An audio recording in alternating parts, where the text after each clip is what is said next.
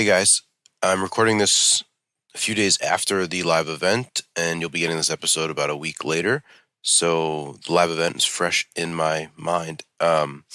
Just absolutely incredible weekend with everyone that showed up. We had almost 100 people from all over the U.S. and Canada, planes, trains, automobiles, red eyes, anything and everything to get there. And it was one of the most spectacular, energizing weekends that I've ever been a part of. And so, for everyone that attended, just the most unbelievably big thank you that I can give you.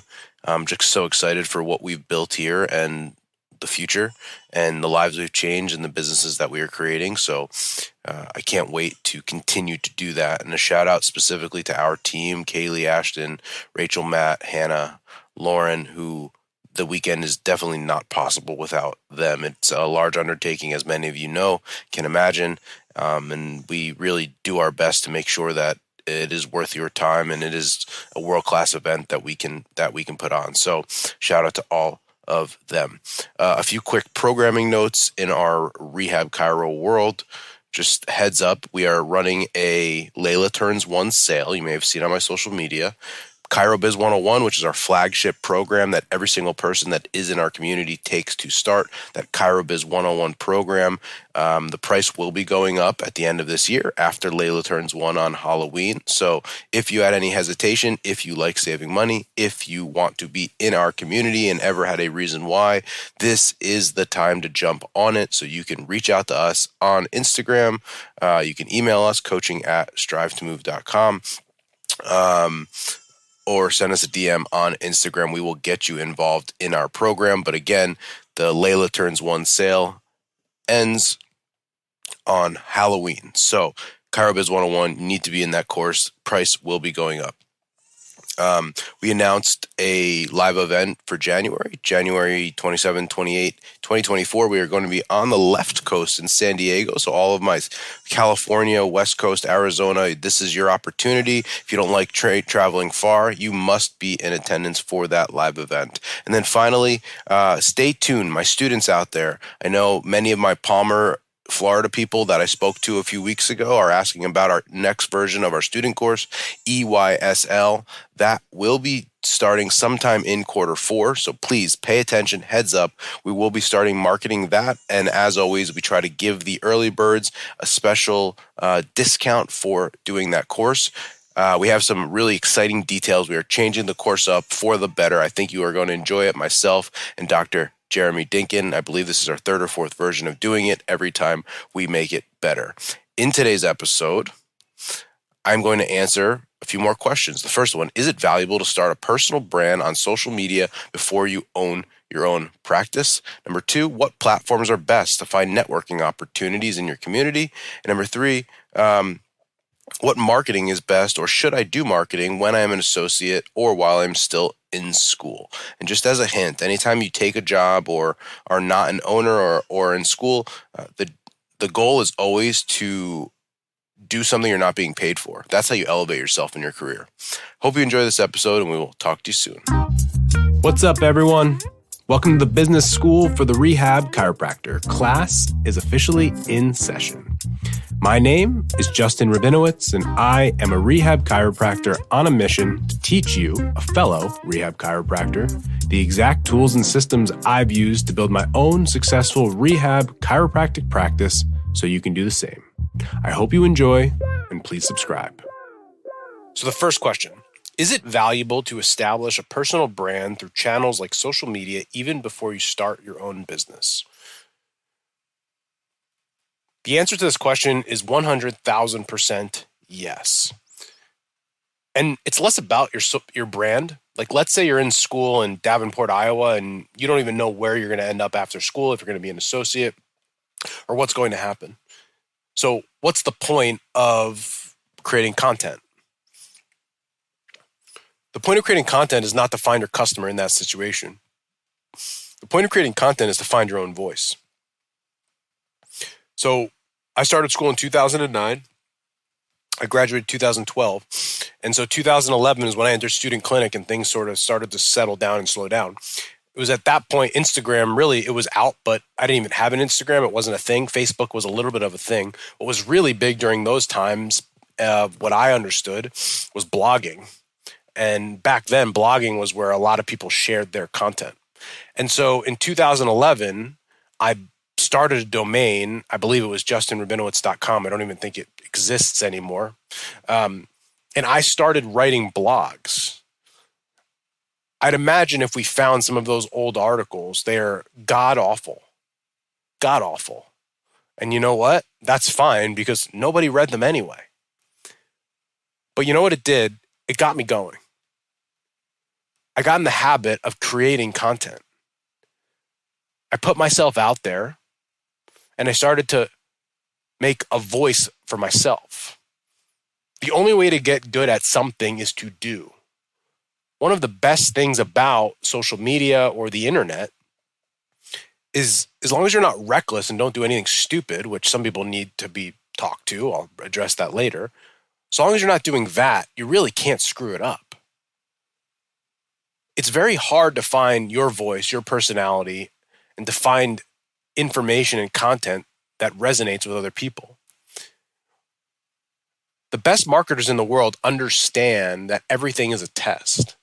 One of the hardest things to recognize as a student, and quite frankly, most doctors never get this, is the things that they want to post and the things that are interesting to them, most people don't care about.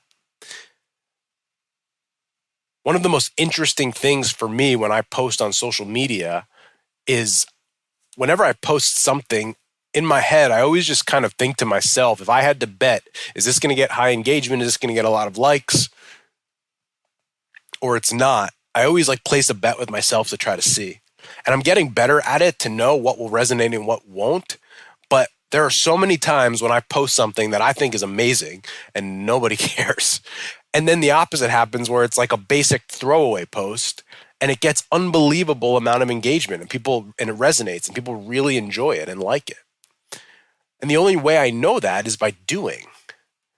And so whether it is to create that personal brands for your practice or your business, or just so that you can start to understand who you are and the content you want to create, I almost think it's a non-negotiable in 2023 going into 2024 to do that if you have any interest in being successful commercially, whether that is as an associate or it is a doctor.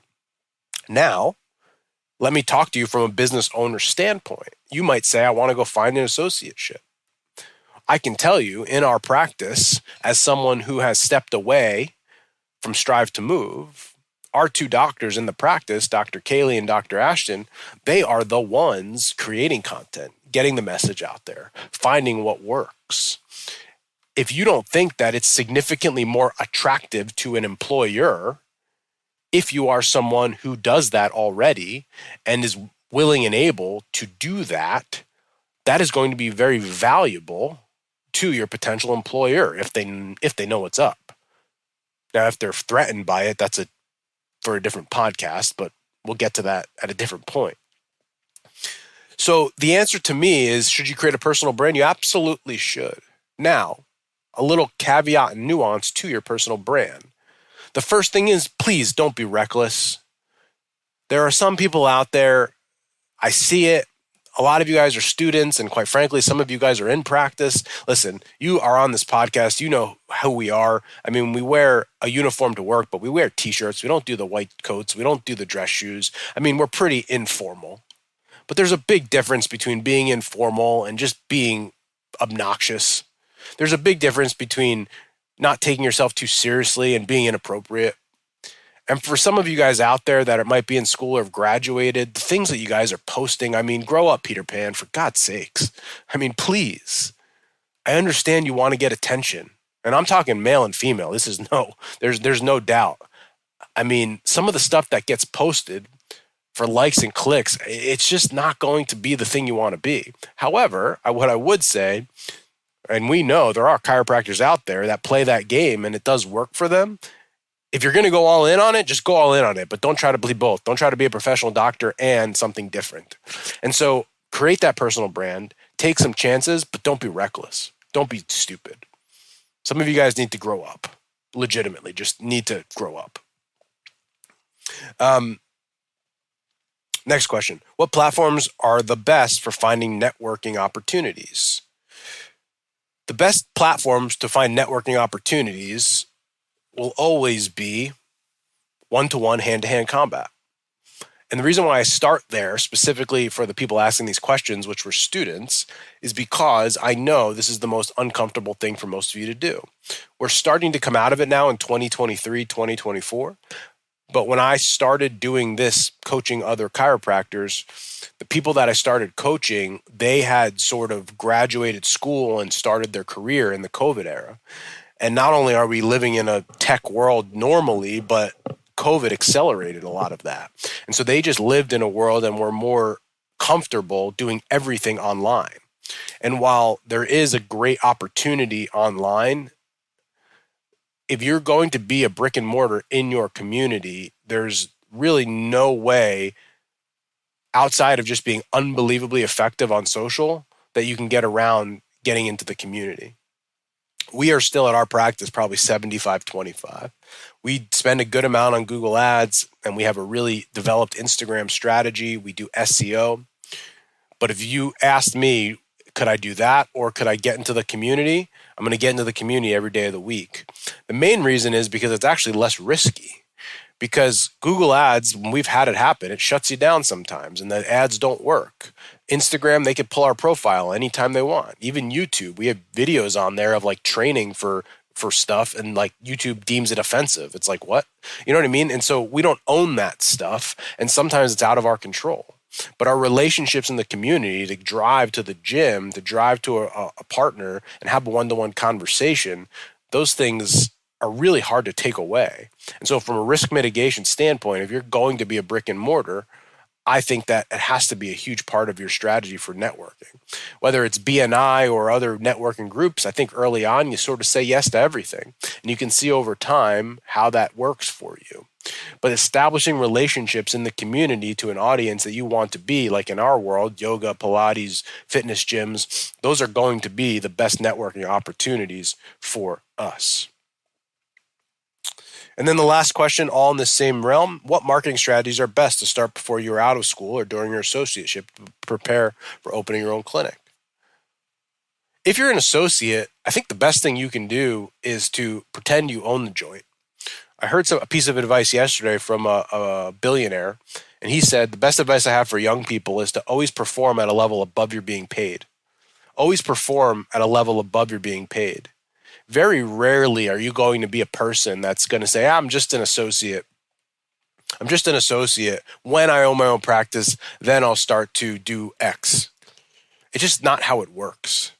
And so if you have the mentality as an associate that always do things above the level you're being paid, you're going to be wildly successful.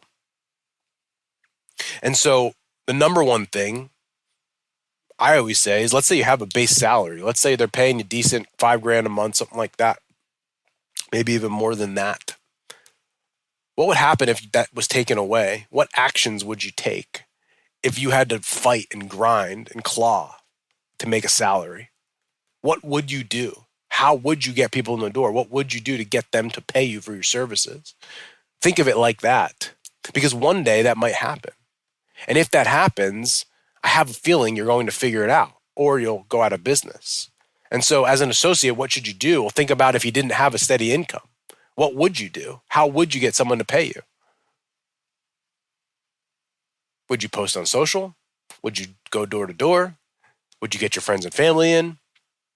Most likely you know what to do, because the thing with people out there that are in chiropractic school that are going to graduate, you guys are more functional than you think. You've survived and thrived for a very long time. And sometimes when you have constraints or you have to survive, you do an even better job than you could have expected. And so if you are an associate or just graduating, pretend you don't have a safety net. Some of you guys don't. But if you do, pretend you don't. Most likely you're going to arrive at the exact answers that you should have taken in the first place. All right, Joel, this is the third rendition of this, just to keep it in order. Thank you so much for listening to this episode. And if you found this content valuable, here are 4 ways I can help you for free. 1, grab a copy of my free guide, the Rehab Chiropractor's Checklist. You can get that at go.drjustinrabinowitz.com/guide. That's go.drjustinrabinowitz.com/guide. 2, go ahead and give me a follow on Instagram at Justin Rabinowitz, where I post business content. 3, subscribe to my weekly newsletter by sending me an email at coaching@strivetomove.com. And 4, leave us a 5-star review so we can gain access to more influential people and bring those lessons back to you.